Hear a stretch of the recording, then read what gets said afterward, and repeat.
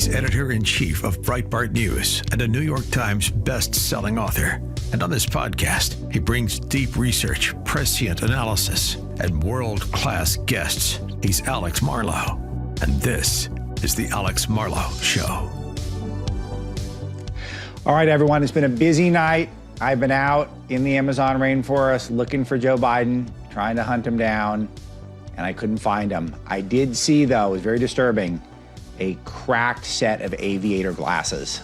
Like they'd fallen off of someone who'd maybe been mauled by a Yeti or a Sasquatch of some sort. But no one knows where Joe Biden is. We looked for him. Any of you who missed yesterday's show, we spent a lot of time playing video of Joe Biden giving a press conference in the Amazon where he was able to get the teleprompters out there, media out there, talking about something or other, probably the climate, and not anything relevant to any of us. And then he wanders off into the jungle. It's interesting because I made a point to listen to the show to see if you get the full feel of it. And I really did my best to try to describe the scenario of him wandering in with his blue shirt, and he put a little weight on and some cool shades. And I think I did well, but it just does not compete with the visuals. So I invite you to subscribe wherever you prefer to get your podcasts. Audio is number one in my heart at Apple or Spotify, but we're on YouTube and Rumble as well with some very cool visuals that Misty puts together for us. Busy show today, a lot to get to, a lot of high stakes things going on, but I will mention that we are days ahead of the Jimmy Kimmel Show, who was making fun of the Harris campaign last night for fundraising even after losing the election. We were doing this on the Alex Marlow Show a few days ago, so we don't need to wait for Hollywood for our cues. We're setting the tone. We are setting the tone. Unfortunately, we got to start with nuclear war, which is a step closer today than it was yesterday. We talked a bit about this alleged plan, because what happens is this stuff gets soft pitched. It gets leaked through the Washington Post and the New York Times. So then if it goes really badly, then the White House can deny it. But basically it was that Biden was going to give long-range missiles to Ukraine with some certain circumstances. And it wasn't totally confirmed, but we believe that was Biden's intention. We were trying to speculate on why that would be. Perhaps yesterday we discussed perhaps making things more chaotic for Trump. Perhaps is that Biden really thinks he has some sort of genius diplomacy up his sleeve. This is one thing about Joe Biden, which is amazing. I didn't write a ton about this in Breaking Biden. I wrote a little bit about it, but it came up in quite a bit of the more boring elements of my research into him over time, is that he does fancy himself as one of the greatest diplomats of our time. He thinks that he's a virtuoso in this regard. And if you read his memoirs, as I've done, and I may have been the only person to have read them, but I did read them. And he really does think that he's just forged all of these various types of peace around the world, particularly in Eastern Europe. He thinks he's really good at this stuff. Even though our record, we look at the Afghanistan debacle, we look at how China flew that spy balloon over our heads. We look at how he made the situation so much more chaotic with Israel. We look at what's going on with Ukraine and Russia. And we think this guy is terrible at this stuff. He doesn't have one win. But not in his own brain. In his own brain, he's a master at statecraft. And so you never know if he thinks he's doing something smart here. But we know from Vladimir Putin and the Russians, they're not very happy with it. Overnight, from when we're recording this, that Russia says that a long-range missile was fired into Russia. You have to follow Ukrainian media and Russian media because they'll give you slightly different stories and neither of them will be accurate. They're both master propagandists. So you got to look into their, read it and then try to see if you can meet halfway, wherever it is, to try to feel like we can net out somewhere logical. But looking at Ukrainian and Russian media before the show, I could tell you that they agree that there was a munitions, dump that was what the target was. The Ukrainians say it was a successful hit, and the Russians say that it was a miss. So, but what's more interesting is that Russia has signed a decree into law, a new nuclear doctrine for them, where they regard if any nuclear power backs, doesn't have to engage in it themselves, but if they back anyone, including Ukraine, firing missiles into Russia's interior, then that is an act of war. So he's clearly blaming us. He's blaming the UK. He's blaming France. So he's blaming the nuclear powers who are behind Ukraine at this point. And he's saying we're all crossing a red line, and that a nuclear strike is a logical and legitimate response to this. If that's not the scariest thing you've ever heard, they're not paying attention. So red lines have been crossed for the last several years, and Putin doesn't act on every time a red line is crossed. He's actually highly rational, unlike Joe Biden, for instance. But he actually operates in a highly rational way, and I think that makes sense to a lot of you on a casual level. But having done enough research into him over the years, I have yet to see him act irrationally. And this is a case where I think he's setting some lines out there that he knows are already being crossed, I think in order to seize the moral high ground, so to speak. But he's basically given himself the green light to drop a nuke on us at any given point. And I don't like that. I don't like that. And you shouldn't either. So Ukraine attacks. We don't know if Washington authorized it. We don't know if Washington was behind it. But we do know that Putin says that this is an act of war, essentially by the United States, in the UK and France, and he's got the green light to go thermonuclear. And scary stuff. Do I think he's going to do it? Of course not. I don't think he's going to do it.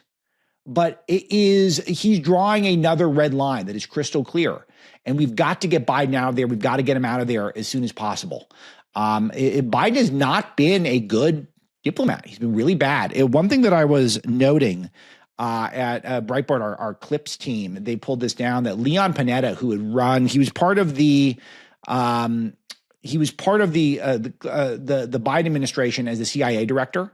And he said Biden's national security record is not one that really stood strong. Yeah, no kidding. But now that Biden can't really help him at all, he's putting it out there.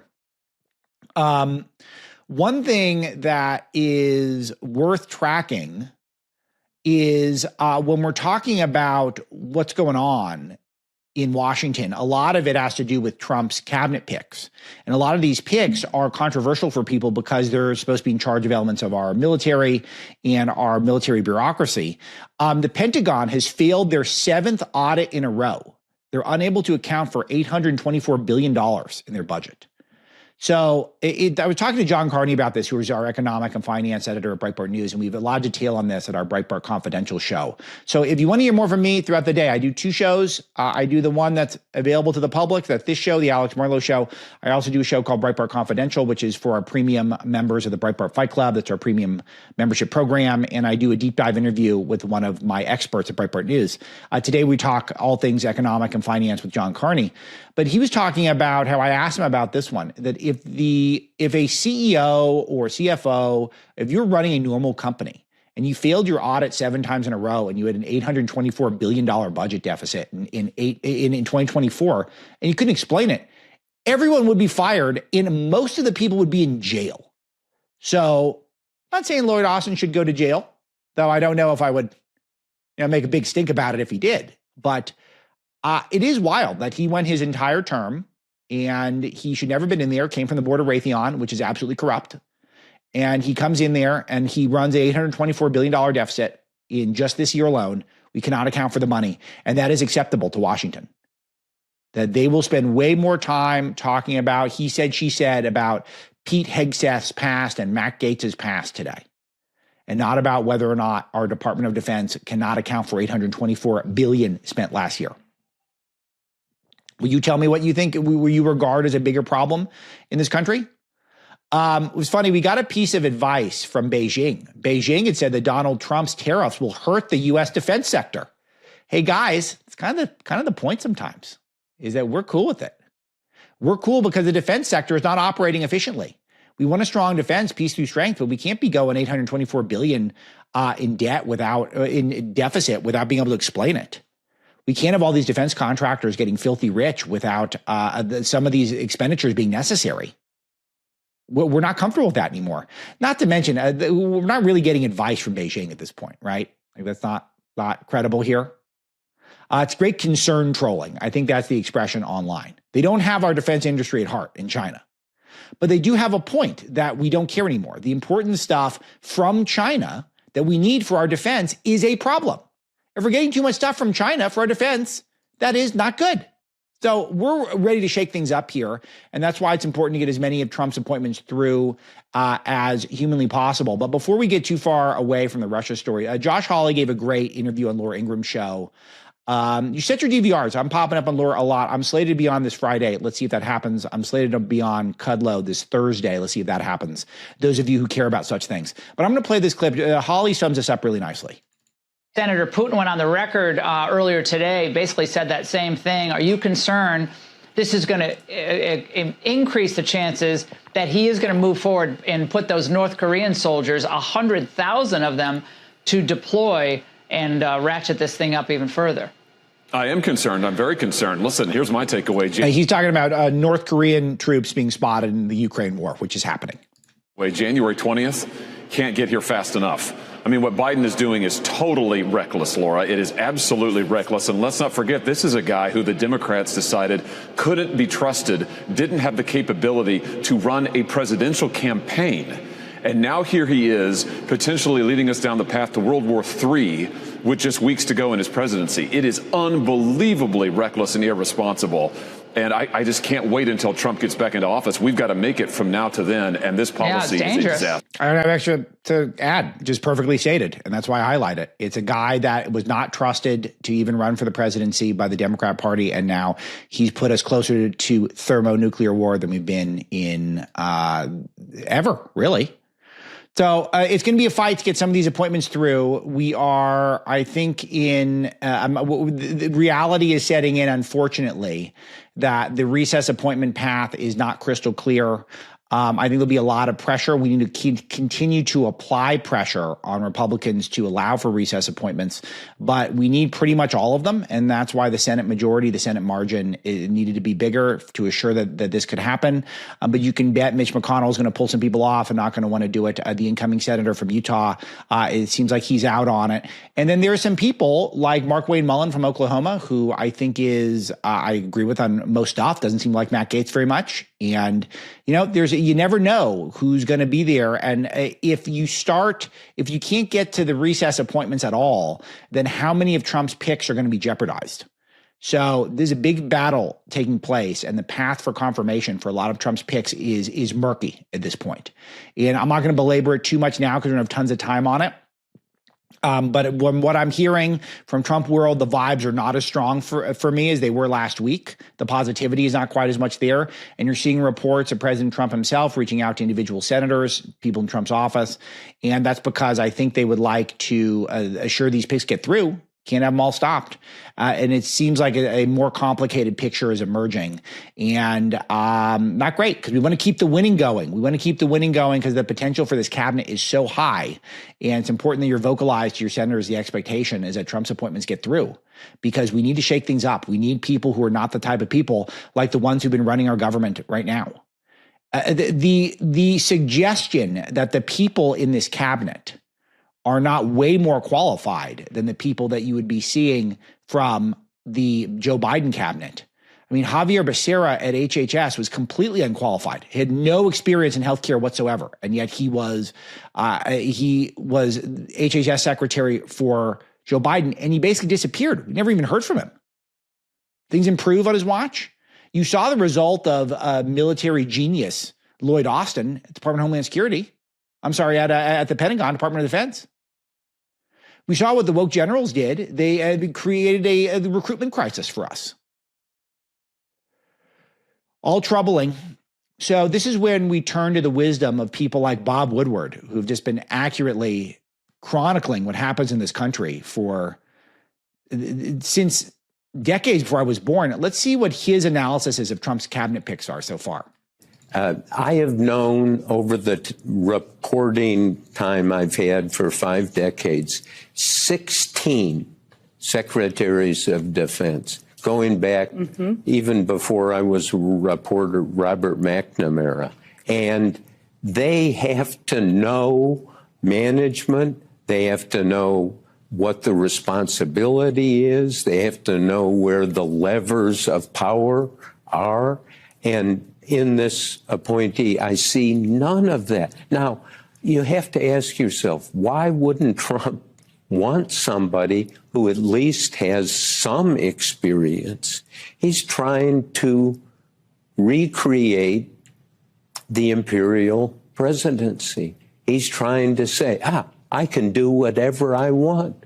It's up to me alone. So he wants to recreate the imperial presidency, which basically means that Trump is defying the Constitution with his picks, which should result in a national emergency. It's not a national emergency that we have a Pentagon that hasn't met their budget in 7 audits. It's not a national emergency that we are appointing all these weirdos like Richard Levine, Rachel Levine. Merrick Garland was running an office of like 9 people, and then he got put in charge of the DOJ. And what did they start doing? They started going after families who were concerned about trans and bathrooms. They started going after conservatives. All of these people who have been so qualified have failed us.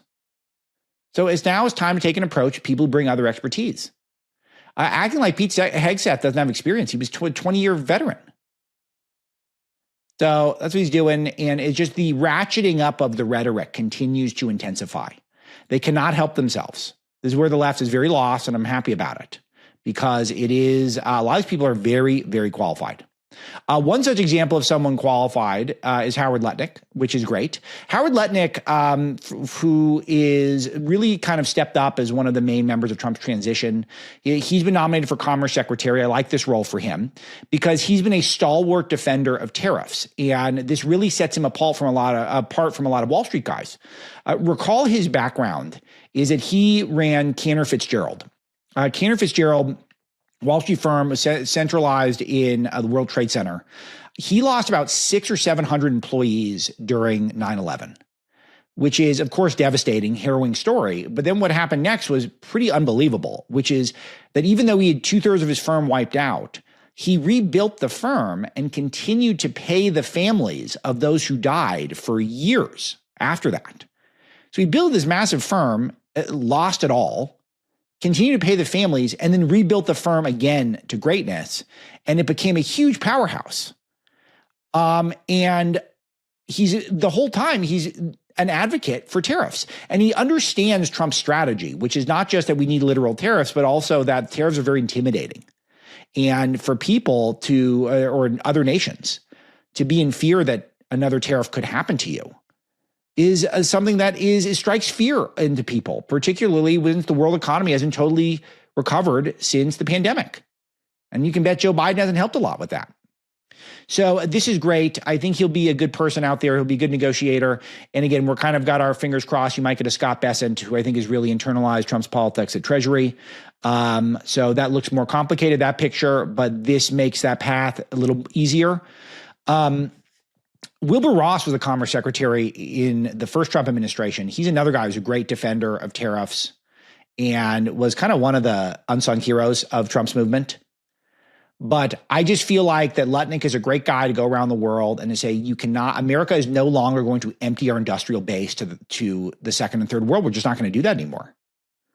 So it just feels like we've got the opportunity, and you can see it in the way markets have moved for basically every sector of the American economy to keep winning with Trump's plan, because Trump's plan is deregulatory. And if we've got deregulators, I played this wonderful clip of Chris Wright, who's going to be leading the EPA, yesterday on the broadcast. I'm sorry, the energy sector, not the EPA. He's going to be the energy secretary. Who do you get EPA? Is that Zeldin? Zeldin's doing EPA. Is another guy. They're just going to clean house. Very promising, qualified people. So good spot for Lutnick. So that's good news. Okay, so I bring some good news because we got to keep an eye on people because there's some bad stuff going on. There's some bad stuff going on, and I'm not thrilled with some of the details I got to bring to you today. The Senate confirmed a guy named Embry J. Kidd for the United States Circuit Judge for the 11th Circuit. And this was because a bunch of people didn't vote. Senator Braun, who just got elected governor of Ohio. Steve Daines, great guy. John Fetterman, my favorite Democrat. Bill Hagerty, one of the best Republicans. Marco Rubio, J.D. Vance. I mean, these are our rock stars. And they didn't show up. Manchin voted no. And this guy who's a total radical gets through. He argued for weaker child rape rules because they're racist. And then he hid it during his confirmation from the judiciary. It only came out much later. And he wins in a 49-45 vote if these 6 guys showed up. then even 5 of them, he would have lost. So that's not good. So we got to keep our eye on the ball. And obviously everyone in this group is busy. I don't know what Daines is up to. Fetterman not voting makes sense because he's a Democrat. Rubio has been tapped for a cabinet. Vance won vice president. Haggerty's getting vetted for cabinet. Ron just got elected governor. I mean, so look, these guys are busy. I understand it, but we've got to stop these guys because now we see the playbook. Biden's going to try to ram this stuff through. And I mentioned it on the show, not to nitpick good guys. I mentioned this on the show to send a signal that we need to be diligent about this. We cannot allow Biden to mess things up in the next 2 months. He's trying desperately. Another one I got my eye on is immigration, the immigration agenda. MAGA Mike Johnson, the speaker, he was on Jake Tapper's show. I played this clip and tell me what you think of it. I won't get ahead of the president, the administration on what the specifics of the policies will be, but I can tell you that there is a real appetite in Congress to solve this problem. We do need work visas. We need to encourage legal immigration and these work programs that have been very effective. But we need. Okay, first of all, if you're watching on the screen, he and Jake Tapper looked way too similar. Their hair is the exact same level of salt and pepper, the exact same glasses. They have the exact same skin tone. They have the same part in their hair. It's bizarre to see. Misty, I'm not crazy, right? I mean, they just look almost exactly the same, except from Mike Johnson's head looks a little more compressed than Tapper's from the top, and Tapper's looks a little more compressed than Johnson's from the side. It's extremely off-putting to watch them at the same time. But you guys caught that he's saying we need more visa programs and we need to encourage legal migration. I'm going to play that a little bit again. That there is a real appetite in Congress to solve this problem. We do need work visas. We need to encourage legal immigration. No, we don't. No, we don't. No, we don't. No, we don't. No, we don't. We don't need to encourage anything. There's enough Americans who are underemployed, haven't gotten a raise in a while, or not employed at all, and have opted out of the workforce. We need to encourage anything.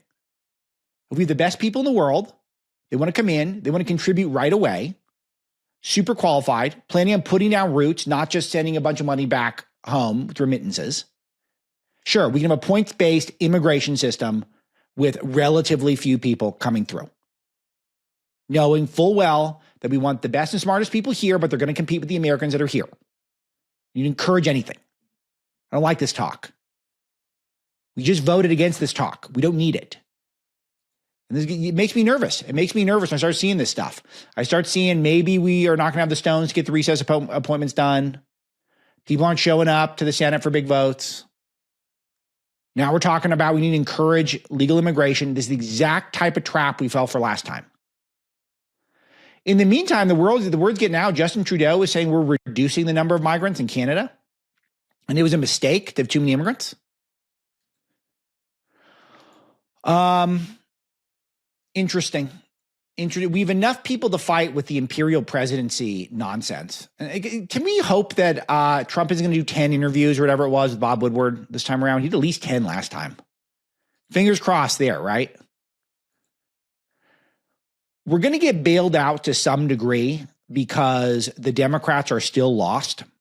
And I'm not talking about Joe being lost in the jungle. I mean, I should play it for you guys one time. Just in case, for those of you watching on YouTube and Rumble, I'd say I can't go the whole show without playing it. And we're over halfway through the show at this point. So let's play this. So let's preserve this secret place for our time and forever, for the benefit of all humanity. Thank you very, very much. You're welcome, Mr. President.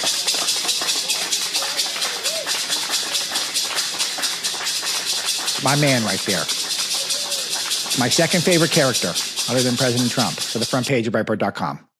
Man, I'm going to miss him. But they're lost. And one of the things they're lost on is the trans issue. I highlighted that Rolling Stone headline yesterday where they said they need to talk more about trans.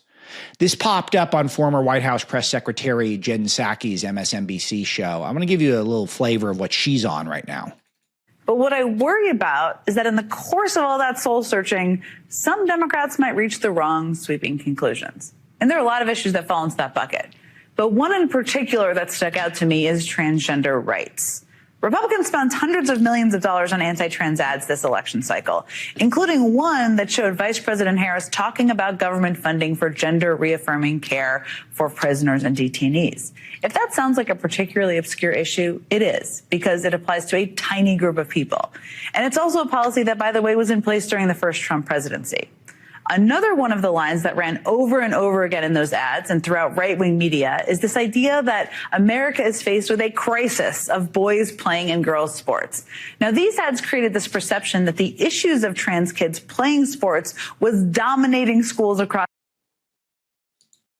Yeah, okay. So we're concerned that perhaps we're on some sort of a slippery slope where girls are going to have all of their sports ruined. I don't think it should happen for one woman. One young woman should have their sports experience ruined. I will tell you, and again, the news has been too hot to dwell too much on this stuff, but as time goes on, I'll share more personal stuff. But it's in terms of the things that have defined my life, youth sports is one of the biggest. And there's only a handful of things in my adulthood, which has been very cool, and that have been as important to me in my development as my youth sports experience. And if I was a young woman and I was as committed to their youth sport as I was, and you all of a sudden have Leah Thomas come in and start winning races, setting records, dominating, because Leah Thomas decided that he was a girl when he's not. There shouldn't be one young woman who's affected by this nonsense. I'm not that sympathetic to the trans people that they need to ruin the sports for people who are not trans. I'm just not. And ultimately, if you are, Dennis Prager has an expression that I'm sure he's cribbing off of some philosopher here, but if you are kind to the cruel, then you're cruel to the kind. And that's what they're relying on right now, these trans hysterics. It is, if you're overly accommodating towards all the trans stuff, it goes down a slippery slope, and you end up favoring people who are either trolling or disturbed or have other issues, and you're penalizing the normal people. It just is, it's not something that I'm prepared to do at all. I'm not prepared to have whole teams, whole leagues, whole areas have to debate this stuff. They shouldn't have to. Women should have their own sports. And the slippery slope element that I bring up is 1 in 4 high school students now identify as on the LGBTQ spectrum as of 2023. It's more than doubled since 2015. Do you guys get that? LGBTQIA plus 2-spirit, 3-spirit, 4-spirit, 5-spirit Americans. And this is part of the social emotional learning methods that have been popularized in school, causing a lot of problems. So do you honestly think that a quarter of high schoolers are on this, or do you think there's some sort of a fad, some sort of contagion that's happened? Here's a 2024 survey, different survey. This is Gallup. 20% of Gen Z women identify as bisexual. Do you think it just happened overnight? Or do you think maybe that's a product of our cultural environment and the people like Jen Psaki looking out more for the people who are LGBTQIA plus 2-spirit, 3-spirit, 4-spirit than just regular kids just trying to grow up? Transgender identifying youth nearly doubled in the U.S. This is as of 2022. This is from the Williams Institute at the University of California, Los Angeles.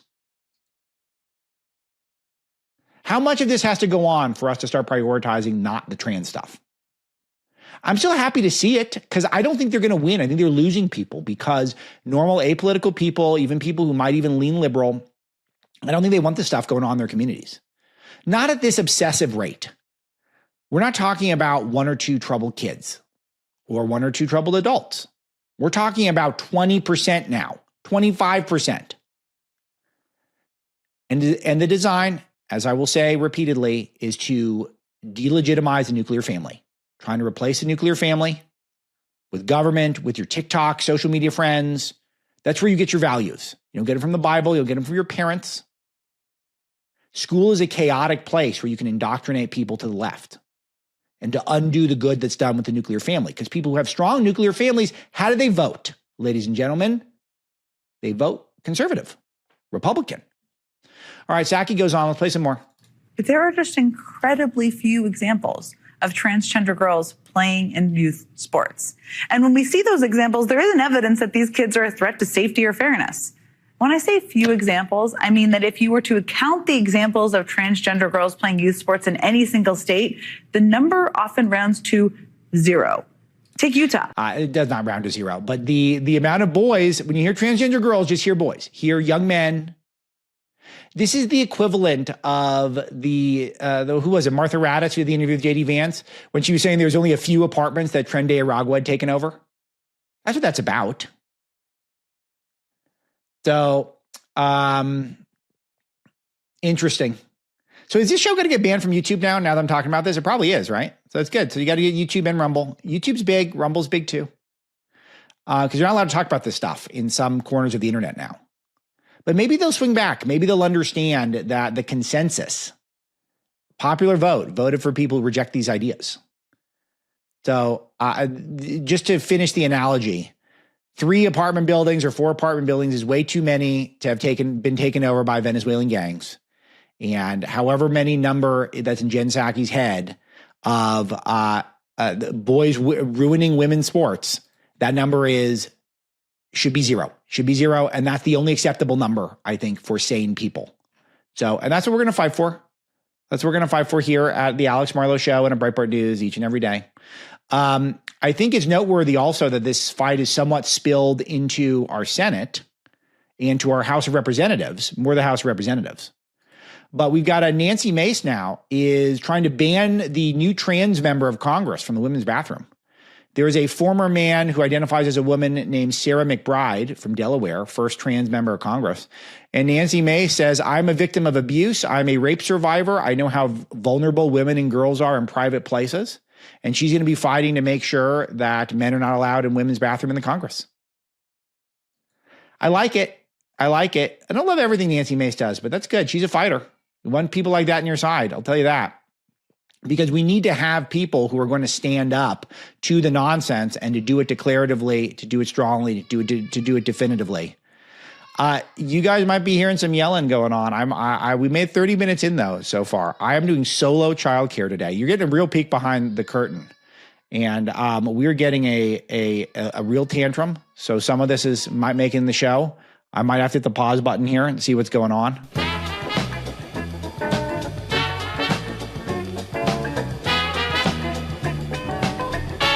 All right, we had to do a little bit of a break here. We've never done a break. It's our first break on the show. We do this thing live to tape, guys. I'm this good on the first take, but I am doing live broadcasting essentially, but with solo dad duty today because our lovely nanny is not available, battling an illness, and Mrs. Dr. Marlow does not have a schedule that's at all flexible. So Duchess Marlow was needing some attention, but yeah, I placated her with some Swedish fish. Are those any good? This can't be very good, but that seemed to solve the problem. So we're moving ahead and we're back on my unending efforts to try to protect her from the woke mind virus, as people are calling it, which is really part of what we're trying to do here, is try to warn people that you got to take back our society, and hopefully before all my kids get to school. So I got 2 in now, 2 more to go. So we're on the clock. I want to solve this thing. But I mean, it's actually not that funny for a lot of you who have to deal with high schoolers, college students, because they're getting indoctrinated on a constant basis, relentless. But I feel like the pushback's finally happening. Thank God for that. But we got to keep an eye on the left here, because the Democrats obviously need to make some changes after the 2024 election went the way it did. And they've got 2 options. They've got lean harder to the left, or they've got to pull back. And I feel like they're more likely to stay the course with their leftism, just because that's where their various interest groups are. That's where their various coalitions are. And I think that's where a lot of their donors are. So a lot of the power centers in the Democrat Party are actually further left than your average Democrat voter. And so that's why we need to especially be on guard. I saw a poll from Echelon Insights, and I have no idea if this is a good poll or not, but this is the first 2028 poll post the 2024 election that I've seen. There's only one Democrat who's in double digits so far, according to this poll. Kamala Harris, 41% want to run it back with Kamala Harris. And I wonder how meaningful this is, because over time, I'm sure that people will be less nostalgic about her not so near miss. But what does that say? Email me at Alex Marlow, aloha@alexmarlow.com. Aloha@alexmarlow.com. If you want to correspond on the show, ask me a question about anything, give me feedback on anything. I'm really enjoying all of the email and comments I'm getting. But I don't know if I have a fully coherent take, but I'm shocked at that 41% of Democrats. She would dominate a primary. If the primary was held today, she would absolutely crush everyone. Gavin Newsom in second at 8%, Josh Shapiro 7%. That's what I think is the real battle for 2028 as of now. Way too early to know for sure, but I think Shapiro versus Newsom is the main battle, and I would give Newsom the upper hand in that as of now. Happy to break that down the road. Buttigieg 6%. Who likes Buttigieg? Like, isn't that over? Are we past that? Tim Walz 6%. Oh my gosh! After he was such a liability on the Harris ticket. So they're completely lost, they're rudderless, and so they can't decide if the move is to continue to call all of us racist and imperialists and Nazis and Hitler, and say that we abuse the trans, or whether or not to take it a different route. I can't resist. Do we have to? Is it an obligation now on conservative talk radio and podcast to play at least one clip from The View every show? I think so. So here's ours for today. This is Sunny Hostin, which is spelled Hostin. I should just call her Hostin because she hosts a show and then amuses me. And her name is spelled Hostin. So here's Sunny Hostin. I know that as a country, it's very difficult for people to believe that racism and misogyny, they're just alive and well. I think that we don't want to think that about ourselves, our neighbors, our friends. But it's my lived experience tells me that it does still exist, even if your lived experience doesn't tell you that it exists. And the facts support that. I think we have a graph. If you look at there's a clear racial divide in who voted for Trump as opposed to who voted for Kamala. But they don't look at the fact that Trump gained in nearly every demographic. I don't think he gained with black women, and maybe there was like atheists or something, which not a shock. But he's gaining with every demographic. He's gaining with young, he's gaining with whites, he's gaining with suburban women. So then what do you make of that, Sonny? And what does he do? His first cabinet pick or his first appointment is Chief of Staff Susie Wiles, a woman who ran his campaign. It's also noteworthy the second lady is a Indian woman and not a right winger. So we're not that bad. So it's a lot of, if this is all they got, and maybe it is, I think we're in good shape. Though it is wild that they just want to keep doing this and want to just keep calling us racist.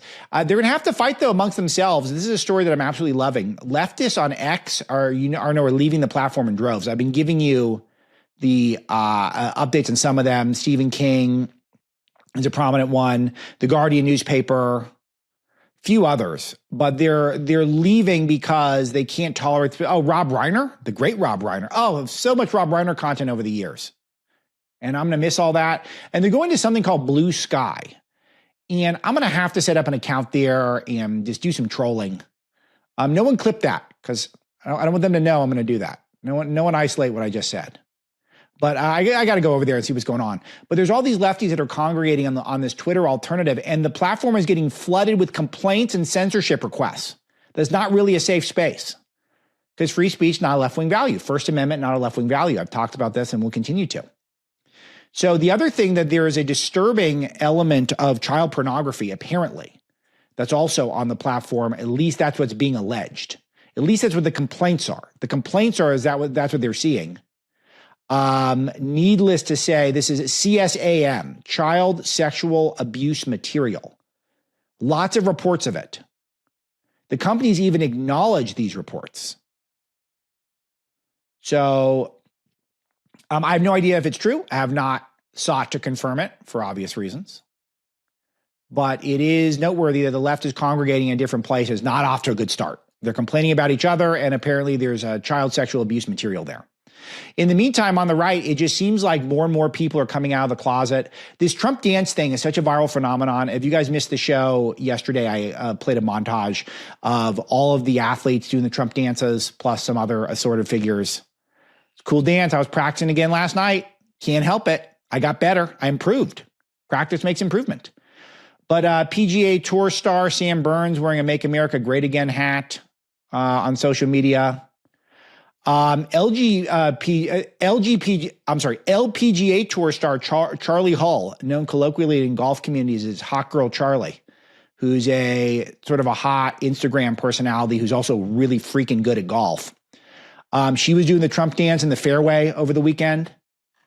She's also the one who smokes a lot between shots, so she goes viral for that reason. But really good looking, big social media presence, doing the Trump dance.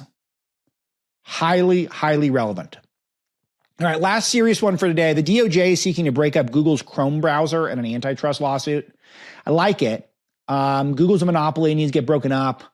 I don't see super compelling evidence that the Chrome browser is the main problem. The Chrome browser is a really good browser they have, which is annoying because it's run by Google.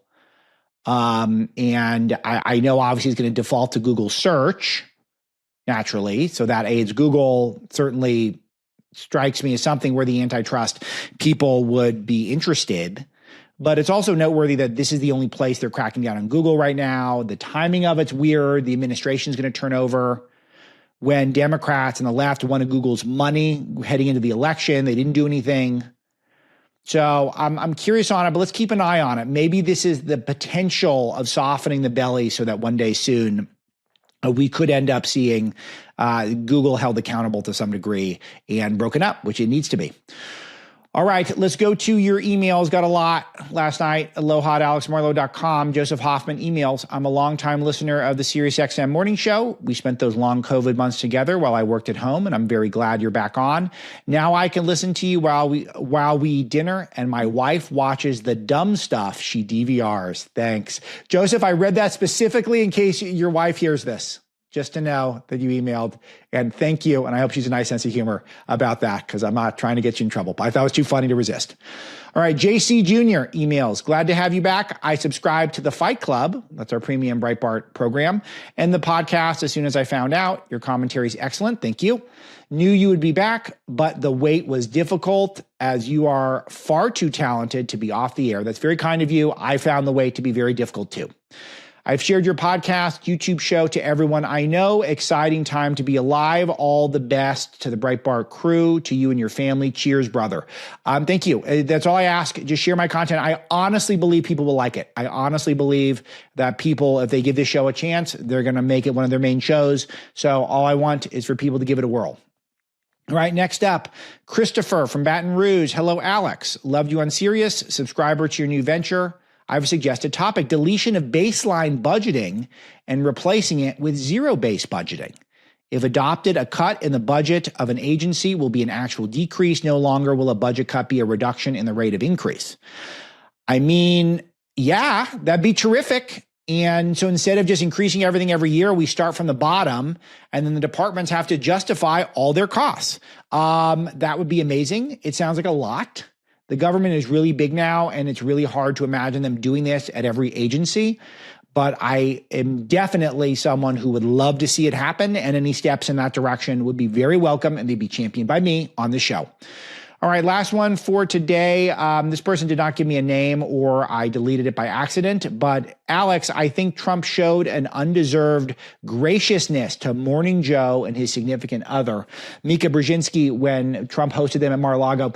I'm hoping it wasn't graciousness. I'm hoping, though, that's the reports are as gracious. I'm hoping it was Trump was normalizing himself with them because they were forced to go out in their show, because it would have been very dishonest if they didn't. And actually say, you know what? He's not Hitler. We said he was Hitler. We said he's a fascist. We didn't really mean it. And I think that this is a point we're going to make over and over again, just based off of this meeting and this meeting alone. Mika was out there warning of fascism. You know, Joe was a part of it. And lo and behold, Trump wins. And all of a sudden, they're open-minded to talking to him. You wouldn't be out there hanging out with Hitler at his party at his Florida resort. You wouldn't be doing it. So that's the point Trump is making without having to utter a syllable about it. So again, he's got a lot of chess moves up his sleeve. He's operating at a very high level right now. And I got a lot of faith that he's going to get off to a great start once this administration gets rolling. That is today's show. Again, subscribing, telling friends and family members about it is the best thing to do. Big shout out to Misty. Big shout out to all my colleagues at Breitbart News for arming me with a lot of the facts that you're hearing today. And we'll talk to you tomorrow. Thanks for watching or listening.